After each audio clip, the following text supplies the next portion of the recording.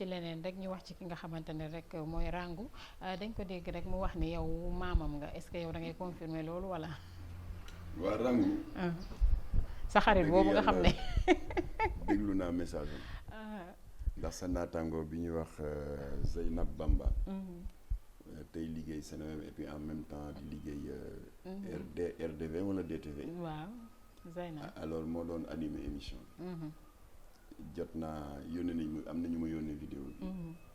maa ngi rafetlu nu muy waxee. voilà parce que nee na daal mu ngi doog a comprendre que ni ko Jamra fitnaale woon ba coow jib. mu ngi doog a comprendre ne ndeke njariñam la. journal bi nekk lu tax mu ne parce que lu bari lu ma daan def bàyyi naa ko. waaye détaillé wul li mu daan def lan. waaw lu bari loo xam ne duggoon naa ci génn naa ci. kon nag loolu firnde la bu ko wan ni. ñun intérêt am rek la ñu bëggoon. parce que bàyyi lañu ci moom nijaay lañu day njaboot ci dañ jàpp ne ci njaboot gi njabootu jeunesse Sénégal yëpp la bokk. te ñun njaboot gi jeunesse bi yëpp lañu njaboot. mu def fa révélation nee na ci côté yaayam parce que côté papaam mu ngi féete ci alpulaar yi. xaw ma naka bari na ci bopp. waaw léegi côté yaayam. ci jaween yi. expliqué na ni. ay lébu la am na ay lien de parenté ci lébu gi. ba yaay ji nekk jarbaat ci man. par conséquent doomam di Rangou nekk sët ci man.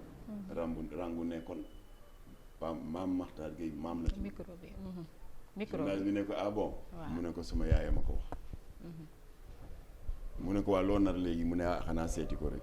ziyaar ko baalu ko dëgg la. ah ma rafetlu wax ji. ma ne ko kon nag yëg naa ni def nga une reconversion. ba yaa ngi jaabante diggante Sénégal ak yeneen réew. di daan sa doole. di dugg ci mbirum jëndante ak jaayante. alors ci wàllu koom-koom. ñun mën ñu dul ñaan rek sa koom-koom yokku. ba nga créer sax des emplois.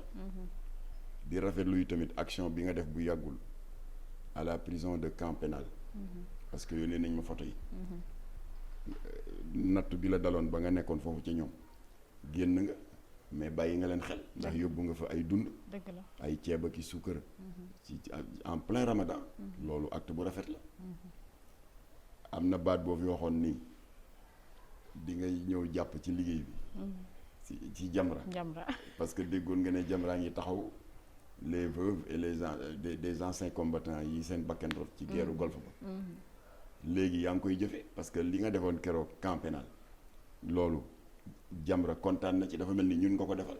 parce que yaa ngi dimbali ay jigéen yu caabi fete ginnaaw. dëgg la voilà kon nag maa ngi delluwaat di la ñaanal. nga dolli góorgóorlu. rawati nga léegi sa yaay wax na la ne ci suma njaboot nga bokk. nga dolli góorgóorlu ndax ñu ba kenn bañ laa yàpp. ñu bañeti am fenn fu ñu la jaar. te lii sa wërsëg àla kulli àll.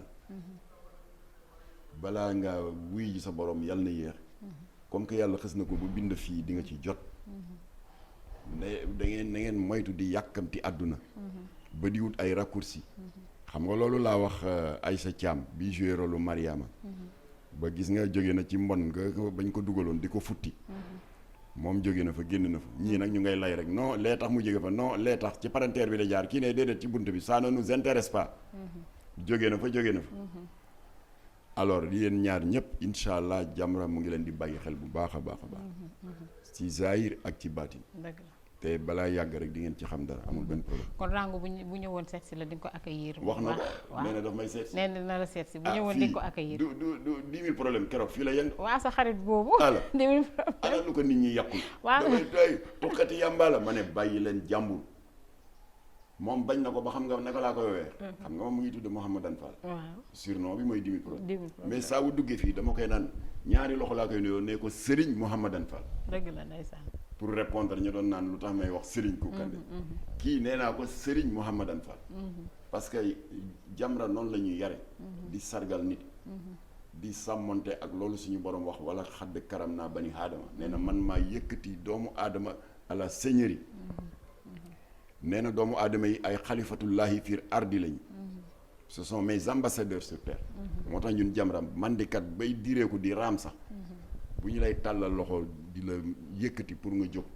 dañ laan boo tuddee Ibrahima dañ la naan Seydina Ibrahima yi daal di la may loxo. dëgg la. alors nañu moytu suñu mbokku doomu aadama bu nekk ci nattu ñi di ko xeeb ndax kooku xamuloo lu yàlla namm ci moom yow mii di naagu itam xamuloo fooy mujj dëgg la. diine li ko tax a jóg mooy defar doomu aadama yéen a ngi fàttali ko mandikat ba nga xam ne dafa fanaan ci bistro yi ba fajar mu bëgg ñibbi tombeek waxtu julli fajar xam naa dafa jaawale ci manditeem gaanukaay waay bi fi ñuy tuure ndox ak jumaa ji daal di dugg ci jumaa ji tekki tubéem commencé saw saaba yi jóg ñi naan jël leen yat jël leen jaas yi dóor leen rey leen Seydina Muhammad ne bu ko kenn laal neewul génne leen ko jàkk ji dafa ne bu ko kenn laal bàyyi leen ko mu eggali mu daal di eggali ba yàgg mu ne diw kenn ci saaba yi mu ne ko labbayk mu ne ko demal nga uti ndox nga sotti ci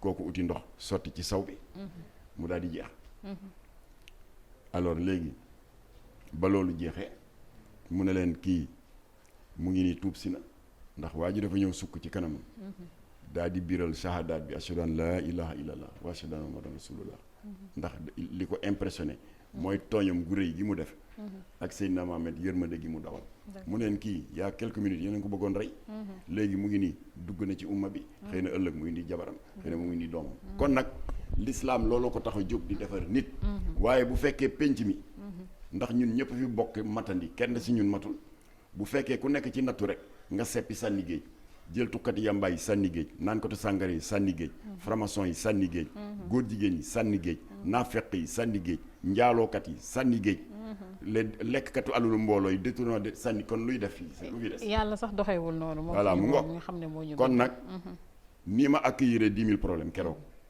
mu daal di ma impressionné parce que dama ko may benn téere alxuraan parce que mooy teraanga bi gën a rëy diggante jullit ak moromam j'ai été surpris mu ubbi ko ba suratul Baqara jàng ko de manière impeccable teg naa ko sama page Facebook fii laa ko accueillir moom ma 10 000 problèmes nga di ma laaj sa sœur boobu ndax bu ñëwee danaa ko accueillir mais pourquoi pas jullit dafa war a yaatal dënnam bu mu xeeb kenn Seydina Mohamed nee na sa mbokk jullit bu nekkoon ci yoon boo xam ne du bi gën fas yéene teguwaat siraatal mustaqim bu ñëwee yaatal ko incha allah ñoom ñëpp yàlla na leen yàlla sàmm yàlla na leen yàlla defal tawféex yàlla na yàlla dàqal réew mi seytaane yàlla na yàlla ñoddi fanu suñu kilifa diine yi ak toftal ci wér yàlla na yàlla def jàmm ci réew mi te làq ñu Sénégal fu yàq yegul wa asalaamualeykum wa rahmatullah jërëjëf